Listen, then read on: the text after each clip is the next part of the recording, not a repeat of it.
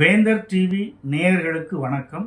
இன்னைக்கு நாம வீடியோவில் பொறுப்பற்ற முறையில் பேருந்தின் படிக்கட்டில் பயணம் மேற்கொண்ட மாணவனுக்கு இழப்பீடு வழங்க முடியாது அப்படின்னு சொல்லி மோட்டார் வாகன தீர்ப்பாயம் உத்தரவு பிறப்பிச்சிருக்காங்க. அந்த உத்தரவு என்ன அப்படிங்கிறத தான் இன்னைக்கு நம்ம வீடியோவில் பார்க்க போகிறோம்.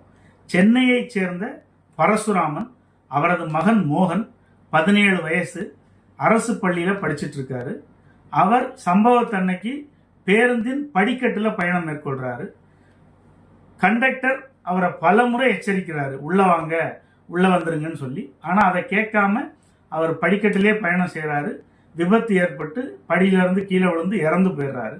இந்த வழக்கு விசாரணைக்கு வரும்போது மோட்டார் வாகன தீர்ப்பாயம் இந்த மாதிரி பொறுப்பற்ற முறையில் பயணம் செஞ்சதுனால நஷ்டஈடு வழங்க முடியாது அப்படின்னு உத்தரவு பிறப்பிச்சிருக்காங்க. அப்படிங்கிறத தெரிஞ்சுக்கணும்.